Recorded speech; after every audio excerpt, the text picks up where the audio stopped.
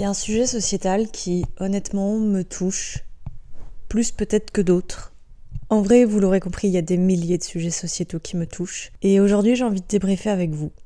Oui, encore une fois, je sais. Alors, bonjour à tous, ici Madeleine, et vous écoutez mon podcast, Thérapie Taïlo.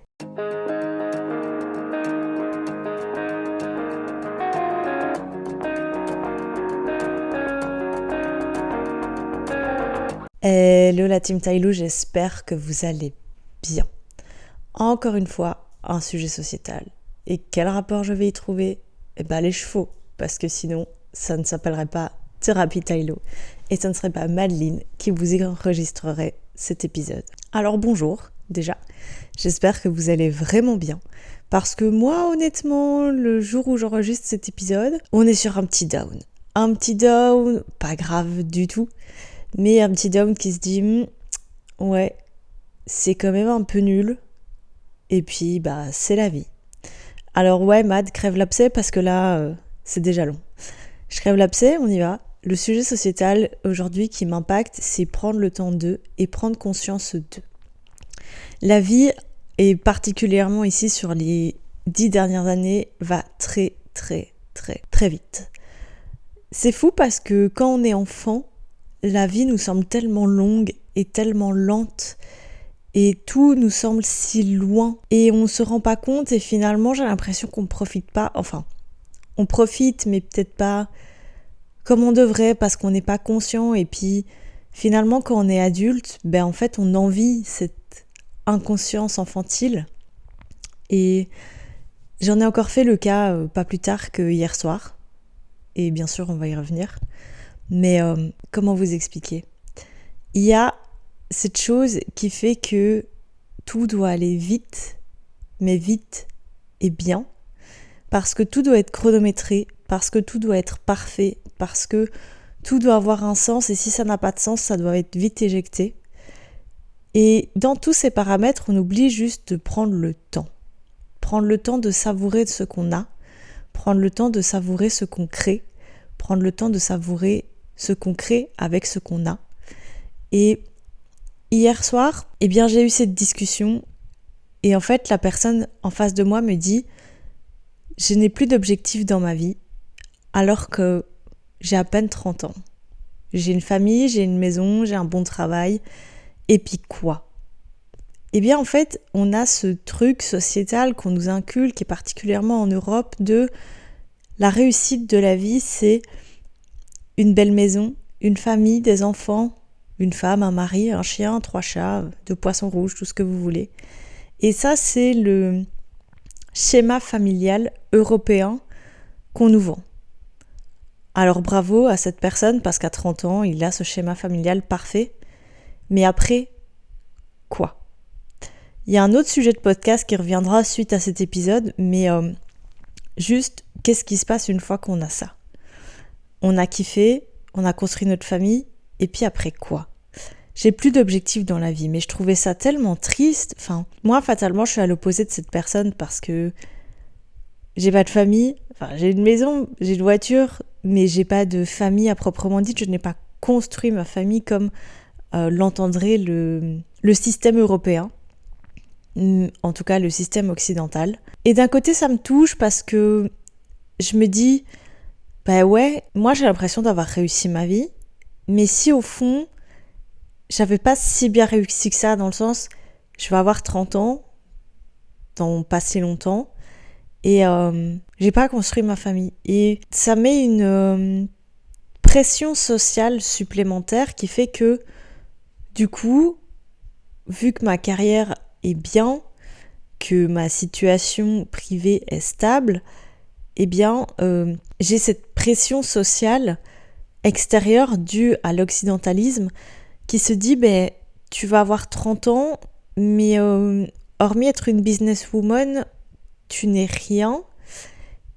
Alors, vous le savez, je ne suis plus du tout fermée à l'idée d'avoir des enfants, mais ça ne reste quand même pas un objectif de vie à proprement dit. Mais il y a ce truc qui fait, en gros, que si t'es pas en couple avec ta petite maison et tes petits trucs cool à 30 ans, c'est trop tard.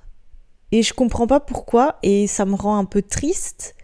Triste, c'est un gros mot, mais ça me fait un peu de peine, dans le sens où, juste, pourquoi ?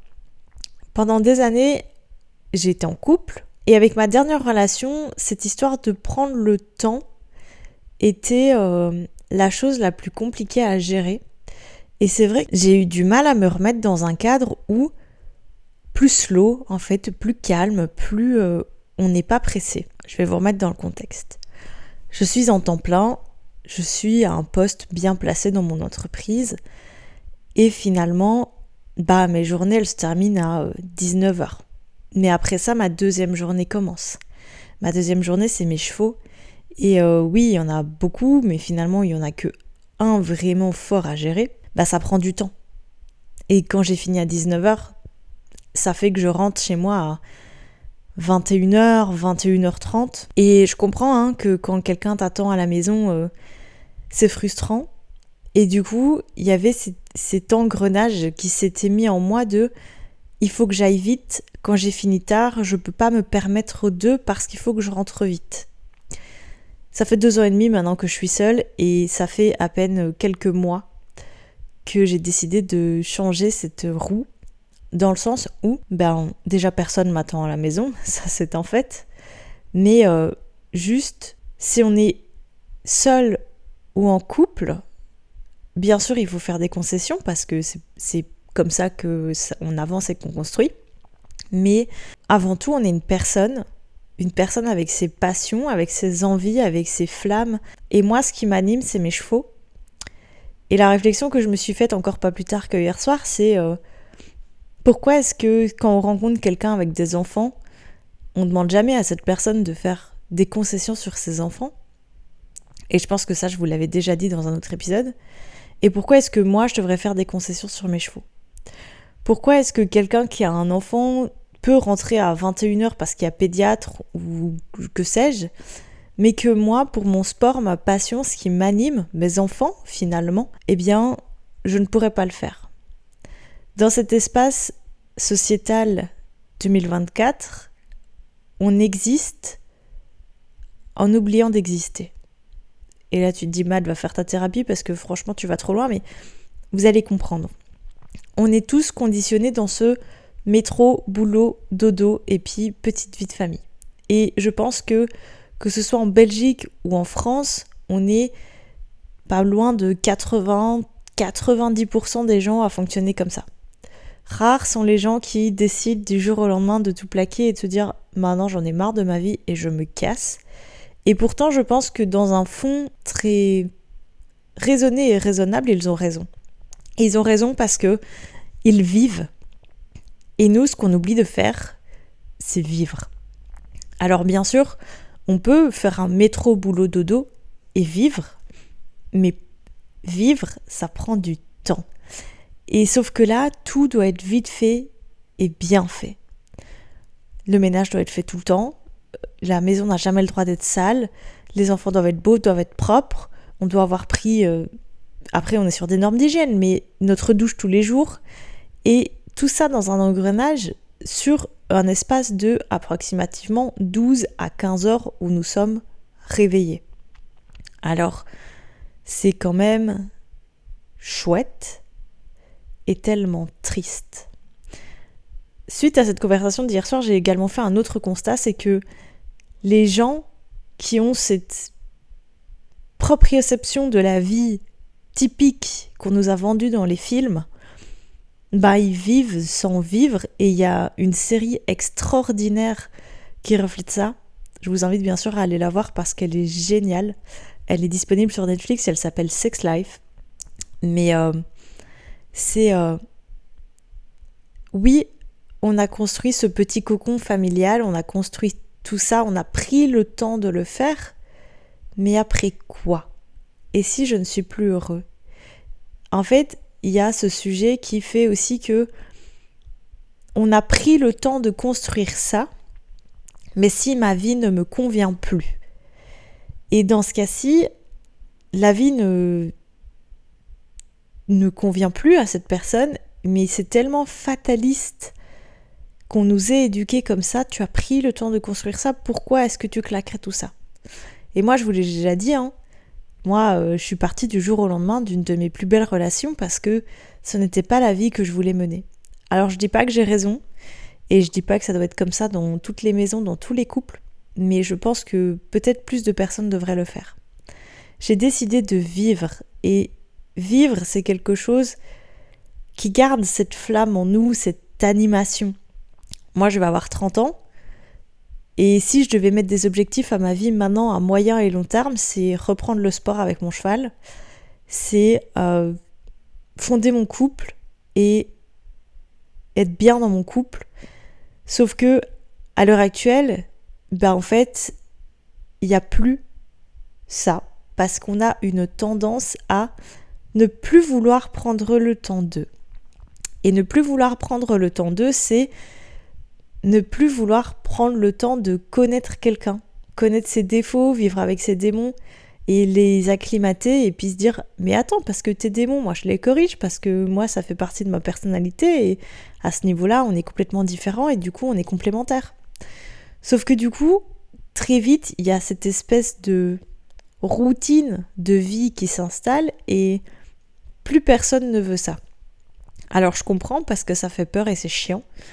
Mais d'un autre côté, il faut rester un peu fataliste, c'est que tu peux pas toujours vivre cette flamme des débuts, mais tu peux l'entretenir.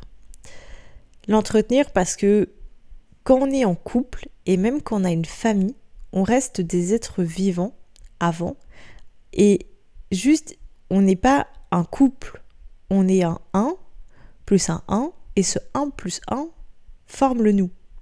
Et si on oublie d'être ce 1 et ce 1, il n'y a plus de nous.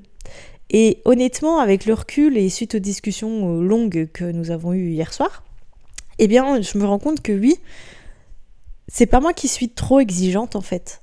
Parce que bien évidemment, c'est ce que tout le monde m'a dit, t'es trop exigeante, t'attends trop des gens, etc. J'attends pas trop des gens. J'attends au moins l'équivalent de ce que je suis. Et ça, je pense que c'est normal.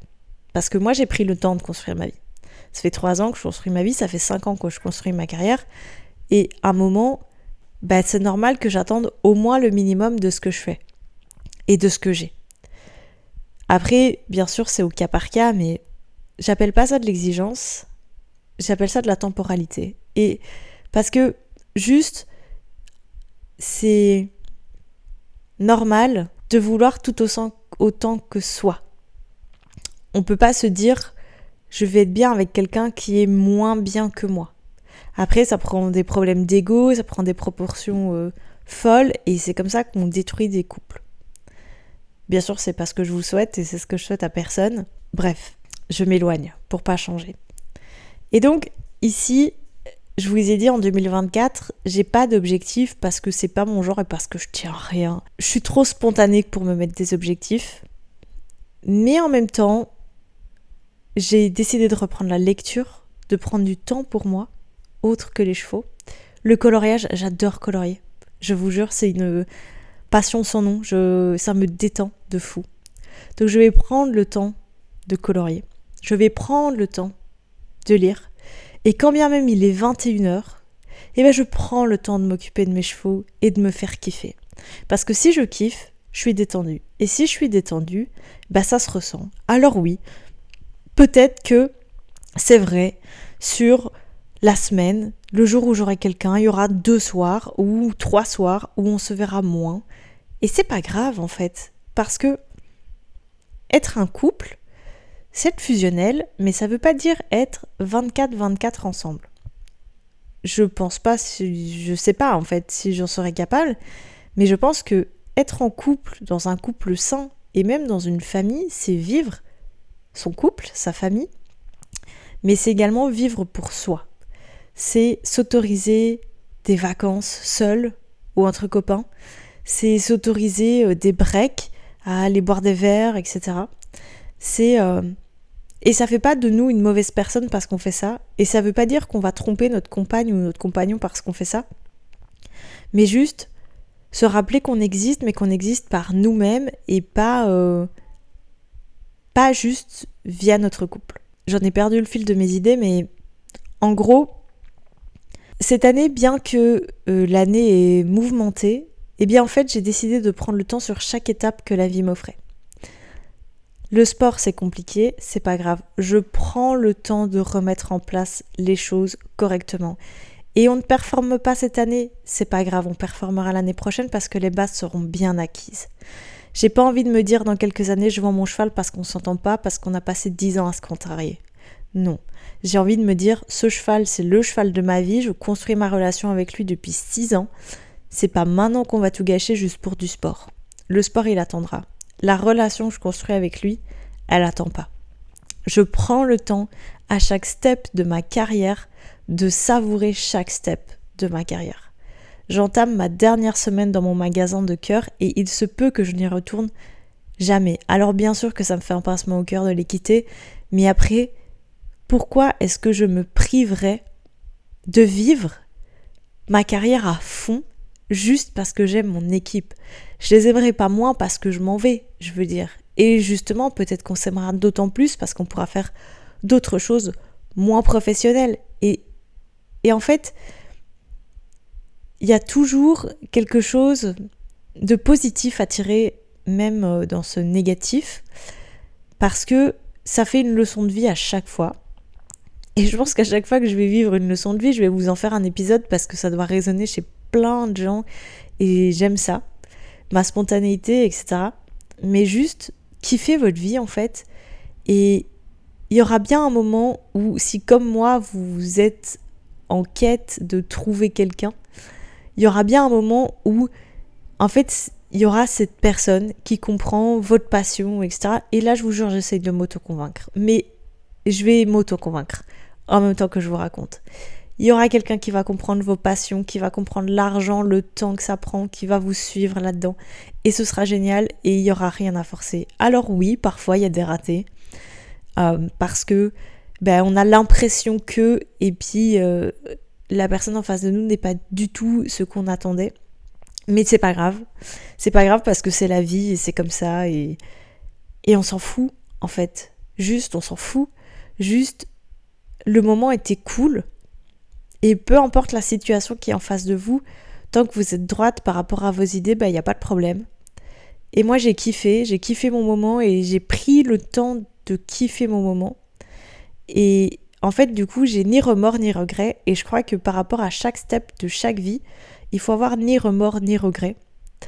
Que ce soit dans le sport ou dans la vie pro ou dans la vie privée, en fait, il faut juste kiffer. Et puis, si on n'y arrive pas, faut pas le prendre spécialement comme un échec, mais il faut le prendre peut-être plus d'un côté j'ai appris quelque chose. Alors, c'est facile à dire, mais je vous assure que même moi, tous les jours, je travaille encore dessus. Et puis juste kiffer votre vie en fait. Parce que moi là aujourd'hui on est le 20 avril, un truc comme ça. Et j'ai décidé de kiffer ma vie. Juste. Alors profitez à fond et juste prenez le temps de vous poser parce que c'est super important. C'est hyper ressourceur et c'est génial. On aime d'autant plus la vie. Et je vais vous dire une passion que j'ai, mais c'est parce que là il fait pas beau, mais j'adore me poser dans le pré de mes chevaux et lire.